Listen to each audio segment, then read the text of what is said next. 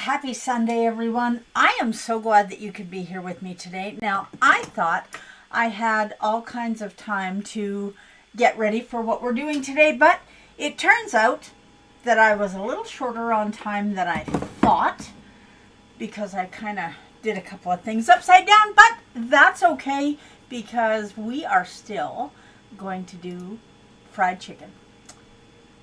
Okay, now, fried chicken is usually done with cornmeal, wheat flour, what else? Cornstarch also, breadcrumbs, cornflakes, all kinds of things that are absolutely not keto.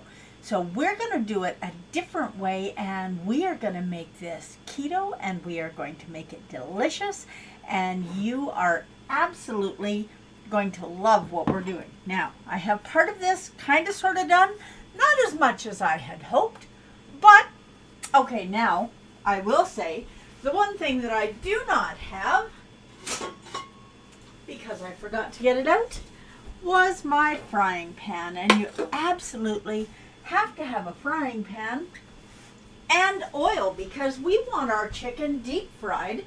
We don't want it air fried or pan fried. And for our fried chicken, we're going to use, yes, here I am back again. We're going to use avocado oil. Now, the reason that we're going to use avocado oil is because avocado oil has a much higher smoke point than other oils do. So with avocado oils, you're looking at a smoke point of about 520 degrees Fahrenheit, 270 degrees Celsius, and that's important. Okay, so let's get busy. Now, one of the things that we are going to do today, just let me get this stuff a little bit organized.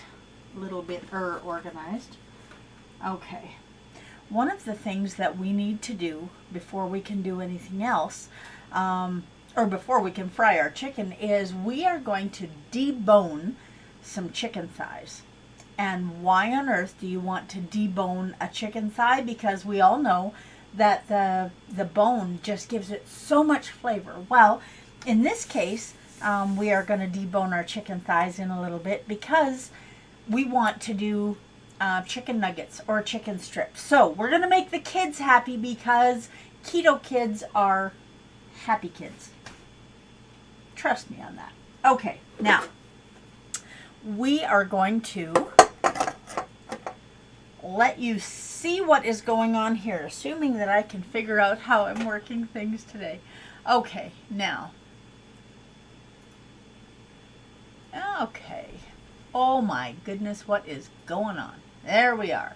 Okay, now you can see first of all that I have a hot cup of coffee, and this morning I have sugar-free amaretto Da Vinci syrup in there. That is so good. Okay, now we are going to use Wisps. Now I know I've showed you these before. Now this is the Asiago pepper jack Wisps. These are the ones that I prefer to use for breading. Yes, I know they're made out of cheese. They're not made out of bread, but we are going to use them as breading. And the other thing that we're going to use, and I get both of these products at Costco, are these pork rinds. Now this is, you can see, this is a huge big jug of pork rinds. I think it's probably, I don't know, a gallon and a half. 510 grams. So this is, like, I mean, it's big. Okay, so we are going to use pork rinds. And in the interest of saving time, so that we can do a little more cooking and a little less noise making, I have ground 80 grams of Asiago pepper jack Wisps and 80 grams of pork rinds. So we are just going to take those. Now I have quite a few of these to do, so I have one batch mixed up already, and we are just going to set this aside for later. Maybe. Okay, there we go. And then I'm going to show you what we are doing next. But before I do that, I am going to put some gloves on, because if you've ever been here with me before, good morning, Mom.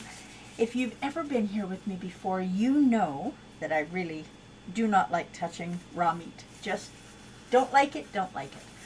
So, gloves it is. Now, when you're dealing with poultry, that's not a terrible idea anyway. Now, I want to show you what we are doing here. Now, I have been working a little bit ahead of time here. Set this aside. Now, we are going to debone. Let me see if I can get this here where you can see it. We're going to debone a bone-in chicken thigh. Let's get this out of the way. Now, this is a skinless chicken thigh, but it's bone-in. And if I was just cooking the chicken thigh, first of all, I would never buy it for just cooking the thigh without the skin, because I love the skin. But because we are going to make chicken nuggets out of this, and everybody knows how much kids love chicken nuggets, we're just turning it, so the side where the skin was attached, we're putting that side down, and run your knife, and I know your knife is very sharp, and run it down the bone. And then, once you have it down the bone, make sure you go around at the top as well, because you don't want to be cutting towards yourself. Let's see if we can't get this. Okay. You don't want to be cutting towards yourself, so make sure that you've cut all the way around the bone, and then just scrape the bone with your knife. Now, we are not throwing these beautiful bones out, because they can make an incredible no muss, no fuss chicken stock. And bone broth is a wonderful thing to have on hand, whether it's beef or chicken or whatever it is. Now, when you can see I've got the meat hanging off the bone. And when you get down to that spot where you're right where the joint is, you're just going to cut that meat all the way around. Now, if you miss a little bit of the meat, don't worry about it, because that is going to go into our bone broth chicken stock pot anyway. Okay, there we have it. Just that easy. So now we have almost a boneless chicken thigh. There is a little piece of the cartilage here, and you want to make sure that's going to be a crunchy little bit of not niceness. So you want to make sure that you have that little piece of cartilage out of there as well, and that as well can go into your bone broth. Okay, now turn it back over. So this is the side that had the skin attached, and we are going to cut the smaller piece off, and then the larger piece we are going to cut in half. Okay, just like that. Should we do it one more time? We're going to set that aside. Okay, so here is our chicken thigh, right? So this is the side that the skin was attached to. Turn it over. Now this one is even easier because it's already partly detached. So you're always cutting away from yourself, because your knives, I know, are very sharp. And we're just going to detach it from that little bit of cartilage right at the top. Okay. Now these thighs are wonderful to use for chicken nuggets, because they are the part of the chicken that has the most fat. The dark meat has the most fat, and it's nice healthy fat. Okay, now you see we're just scraping down the bone, taking all that beautiful meat off of there. And once we get it all down, and it comes off quite easily. And once we get down to the other end of the bone, look at that. Just that easy. It doesn't have to take a long time. If it's taking a long time, then you're probably, apparently what we're doing is just magical. Who knew? Now this one was just almost perfect for this because it is coming right off without even turning it over. You can just see right where the cartilage is.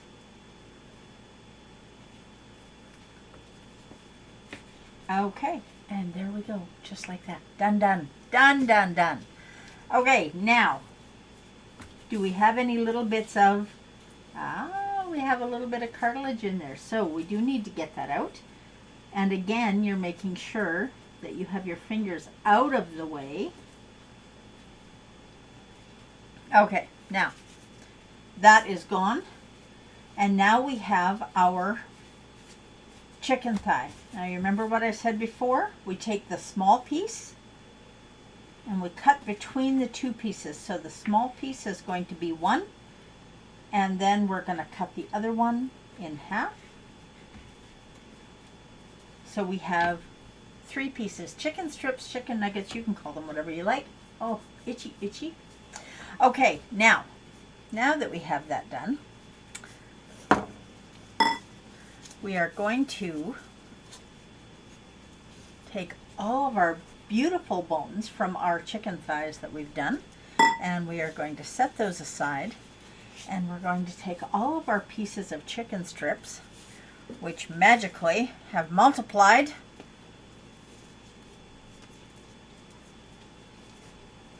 and this is what we have. Now we need to get our breading ready. We need to get our oil heating up. You want your oil at 350 degrees. So this is 80 grams of Asiago cheddar jack wisps that are ground. Do these in your blender if you need to, or in your food processor. Hi, Del. And then we are going to add 1 teaspoon of TSL Organics chicken seasoning, and we are also going to add about half a teaspoon of salt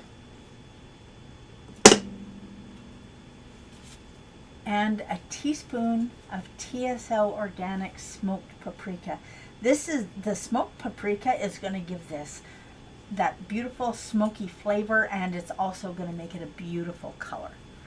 Okay, now the only other thing that you can add if you want to, and because we have peppers in the pepper jack cheese, I'm not going to, is you could put a little bit of pepper in here if you wanted, about half a teaspoon-ish. Okay, now, you don't need lots and lots of salt in here because there's salt in the pork rinds, there's salt in the cheese. You don't need a lot of extra salt. So what we need in here is our seasoning, not so much our salt. Okay, now, into our bowl, just going to set this aside for a second. So that's our dry breading mix. Now in a separate bowl, we want 2 eggs, and we also want 2 tablespoons of cream.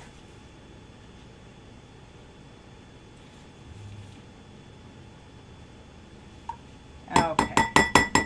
Now we are not adding any seasoning to this because it does not need it. Okay, there we go.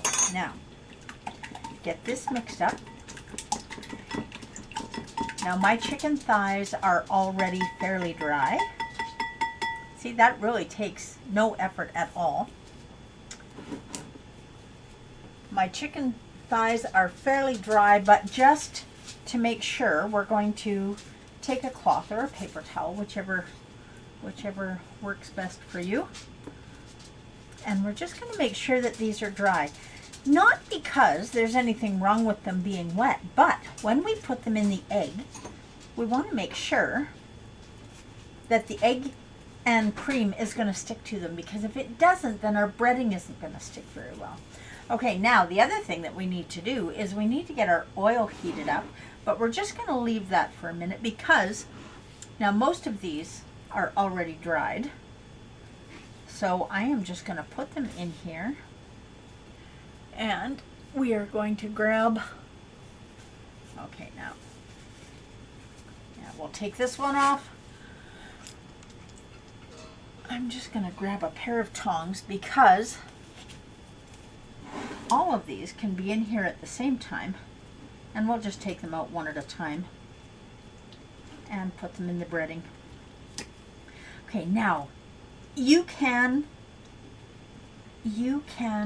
take these out one at a time and put them right into a hot pan. Problem with doing that is if you're putting them straight into a hot pan, you really don't know how cooked each piece is. So you're definitely better off waiting until you have them all breaded.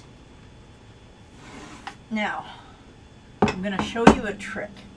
When you are using an egg wash on chicken, you take the piece out. Now you can use your hands, but I took the glove off one hand, so I'm going to use these tongs.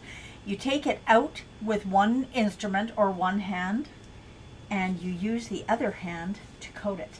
If you try and do both steps with one hand, you're going to end up with a great big glob of stuff on your hand.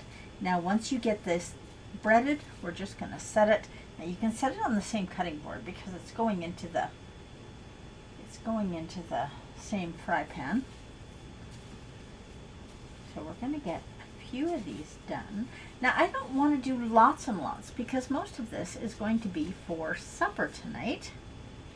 So I will refrigerate these once we're done, and I'll do the rest of it at supper time. Now, if you were doing this for supper, what would you have with it? What would be your favorite thing to have with these cheesy breaded chicken thighs? Okay, now I think that's going to be enough for us.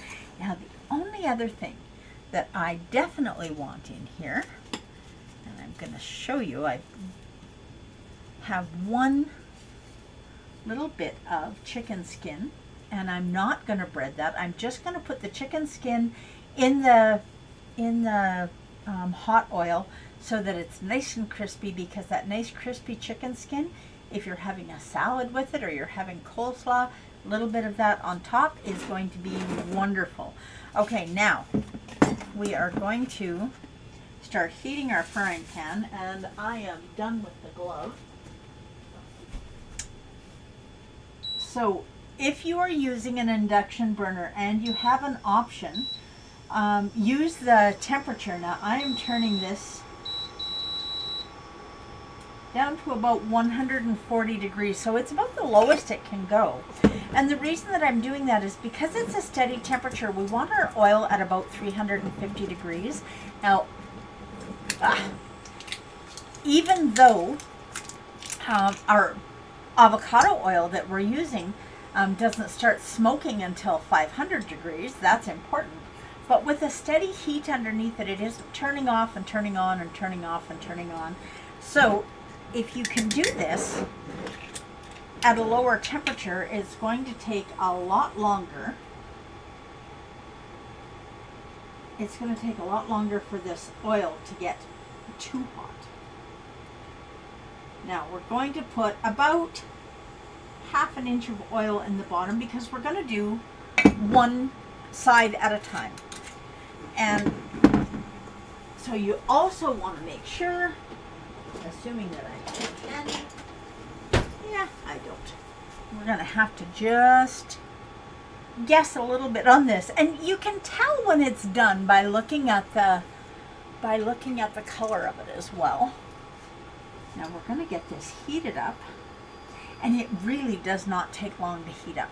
Keep your bottle of oil handy. It is going to absorb a little bit. Now this is not going to absorb nearly as much as if you were using almond flour or coconut flour, because both the cheese and the pork rinds already have some built-in fat. Not a lot, but a little bit. So they're not going to be nearly as absorbent. And the best way to tell when your oil is ready, if you have a little tiny piece, just itty bitty, touch it to the oil, And if it starts bubbling, it's ready. If it does not start bubbling, it is not ready.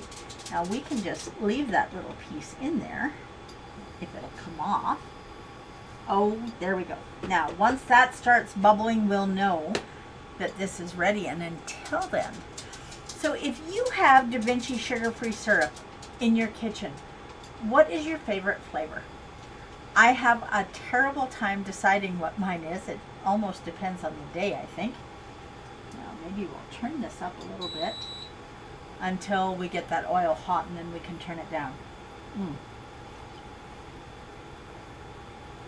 Now, I thought, my meat thermometer. If you don't have a meat thermometer, please get one. It is a skill that chefs use just knowing by looking or by feeling. That's a skill that chefs develop over years and years. As much as I love to cook, I still don't have that kind of skill. So a meat thermometer is an amazing thing to have. And I'm thinking, yeah, there it is. Haha. Somebody was helping me here the other day. Now this meat thermometer is not, okay, let's get it to chicken. This isn't an expensive one. This is just like a $20 meat thermometer, and it has a probe that goes in it. Now with that, you can see that our chicken is starting to bubble.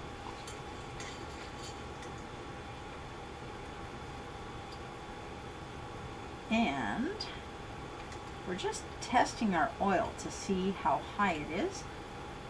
And it isn't up to quite where we want it yet. Even though our chicken is frying a little bit, it's getting pretty darn close though. It really is. Okay, so we are just going to leave that in there so we can find out how high we're going.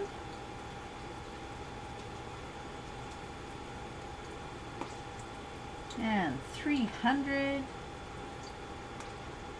Just a little bit more. I should have had this turned on a little bit ago, but I didn't, because I know me, and I know when I turn on a pan, especially when it's a pan of oil that you're heating up, I don't want it to get too hot. I've never started a kitchen fire, and I would kind of like to keep it that way. Okay, now, even though this little guy is just frying away in here, let's get him out of there.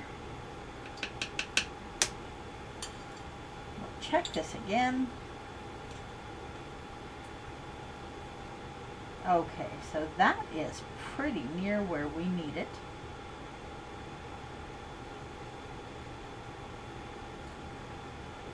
Okay, there we go. That is good. Now, using your tongs, we're just going to put each piece in here. Don't overcrowd your pan. And if you can, take your chicken out an hour ahead of time. Let it warm up a little bit, because every time you put a piece of chicken in the pan, it's cooling off your oil. So if you overcrowd the pan, your oil is going to be way too cool, and it's going to make your chicken really greasy and kind of yucky. Okay, now I think I am also just going to put this little piece of chicken skin in there right now, and we'll keep an eye on that. And when your chicken is done, it is important to have a tray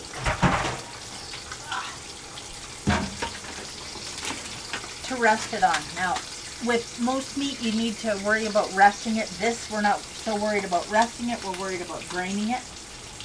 And it only takes about 2 minutes or 3 minutes on each side.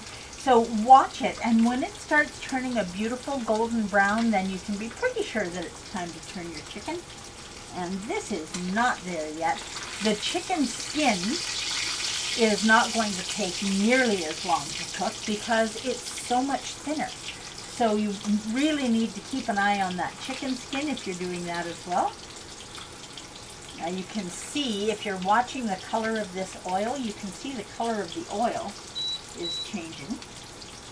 And that's from the spice that we put into the chicken. Okay, now Just gonna, oh, that is just really close. You really, really have to watch this because if it's overcooked, it's going to have a little bit of a burnt flavor. It's not going to be nearly as nice, but you can see how quickly this is going. And let's take another look. Now this is the last one we put in, but it is already golden brown. Now if that one is brown, we could have had just a wee bit more oil. Look at these. Those are beautiful. So we're just going to flip those over. Now, chicken needs to be thoroughly cooked. Chicken that's pink in the center, not a good idea. So, when you're cooking these, if you have that meat thermometer, then just double check. When chicken is done, it should be between 165 and 180 degrees in the center. Now these are pretty thin strips. We're going to do the thickest one here, I think. And we're just going to leave this meat probe put in there until we get to the 170 degree mark. And it's not going to take long because these cook really quickly. So we're already at 128 degrees. So only going to take a minute or two. If you don't have a rack like this to cool it on, you can cool it on any kind of a baking rack that you have. It doesn't need to be one that looks exactly like this. And we're at 138, so it's coming right along. Now these can be done ahead of time. You can slice them for a salad. You can keep them in the fridge for just a fast meal. Put them in a container right beside a container of boiled eggs. I want to show you how many boiled eggs we have in our house. I got a carton of eggs out this morning and I cracked 2 of the eggs at the same time and found out that they were both hard-boiled. So here we are with 2 hard-boiled eggs that will be perfect for supper later on because that's not something that we ever have a meal without. Okay. Get this in a different spot. Okay, I turned this down just a little bit too much and it's not sizzling, and I wasn't watching because I was talking about what I did and didn't do. Now, one of the things with a magnetic induction burner is that it heats up so quickly. So even though we're kind of messed up there, I'm just going to stick that in there and see where it is. Oh, there we go. Now I was going to say now we're cooking with peanut oil, but we wouldn't cook with peanut oil. It's not keto. Okay. 145. We are almost there. Turn it up a little bit more. Now, these are very possibly, because I turned my oil down just a little bit too much, these are very possibly going to be a little bit on the greasy side, but because we're using avocado oil, it's a healthy fat, so it is not a really big deal, and we are at 148. We are almost there. Almost. Now let's take a look at the other side, see what it's looking like. Oh, yep, it is coming right along.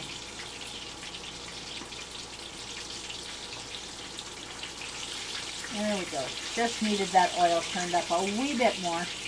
Now, if you were doing this in a deep fryer with, I don't know, 4, 5, 6 inches of oil, you'd still have to turn them over.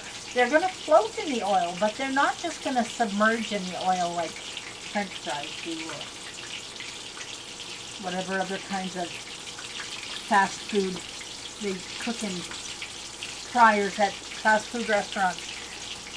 And if you're wondering whether or not you should ever have anything fried, deep fried in a restaurant, please don't. If you're having chicken wings or any kind of chicken, either ask for it to be grilled or baked in the oven, because it doesn't matter what they use for a coating. They're still putting it in an oil that is absolutely not keto friendly and can cause a lot of inflammation. Okay, let's make sure these guys aren't sticking. Give our little chicken skin another flip. Now our chicken skin we want nice and crispy, so it is almost done. I'm going to say that is done enough. Look at how it's sizzling. It's beautiful. And our chicken is just right there. Now I know we did this once before when we made keto churros. And regulating this oil temperature is definitely a little bit of a challenge. But we are, let's count down. I think we're about 5 seconds away. 5, 4, 3, well, maybe not 5 seconds away, but we're getting close. Okay, so something that I have figured out, actually I figured this out a long time ago, but I've really started paying a lot more attention to it lately, is anytime afternoon, no more caffeine. So caffeine, anytime afternoon, means I don't sleep very well at night. Okay, here we are. These are done. They are beautiful. Look at that golden brown yumminess.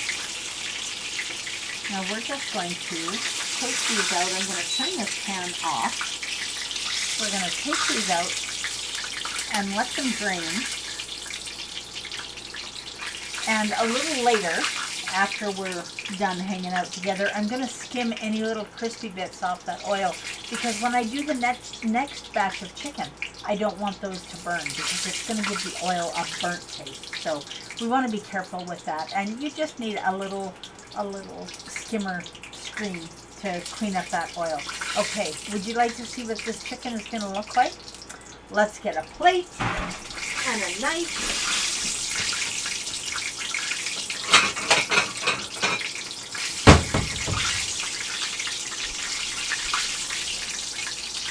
Okay.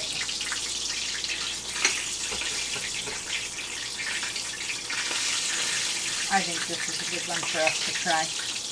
Now, let's just take these out of the way for the moment.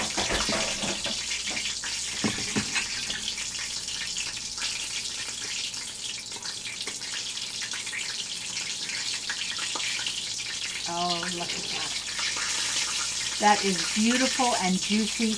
Now that is one of the most important reasons that you, and that had chicken stuff on it. I am just going to throw that down there. That's one of the most important reasons that you really need to watch your temperature when you're cooking chicken. So 170 is perfect. And it's because if you overcook chicken, it's going to be dried out. If you've ever had a boneless, skinless chicken breast and it was just really super dry, this is why. And it's because it was overcooked. Now, having it look nice and having it moist and juicy, that's great, but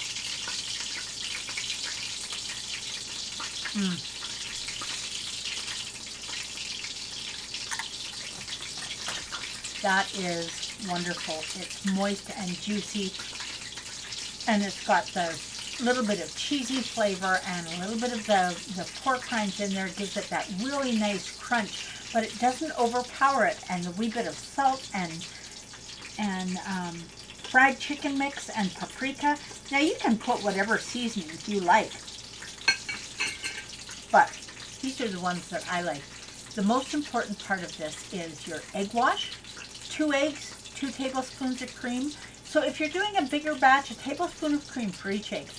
And then the pork rinds and the wisps, because they just make a beautiful crunchy breading.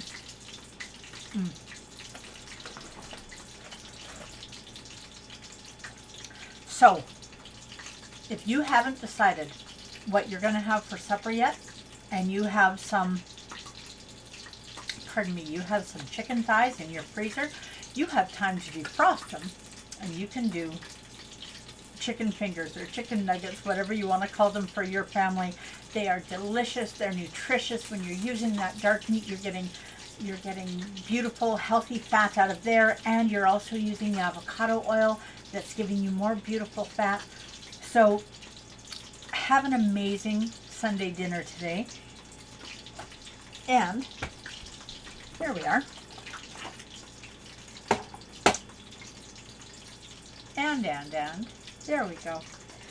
I hope that you have an incredible day with your friends, your family. Now, in Alberta, we're coming up on Family Day, and I think more than any other time in my life, Family Day is important. It's a time to reach out and let family know, even if we can't be together, that I'm thinking about them and I love them, and I hope that you do that for your friends and family too. Family is not necessarily someone that has a blood relation, but someone that you care about, like a sister or a brother. Anyway, I hope all of you do your very best to live your best version of this shining life. If it isn't Family Day where you live, make it Family Day. Tomorrow is Family Day here. Let's make every day Family Day, and let's make sure the people that we love know that we love them. Thank you very much for joining me. I'm so grateful that you could be here. Now, if you haven't done it already, go grab a cup of coffee. It's a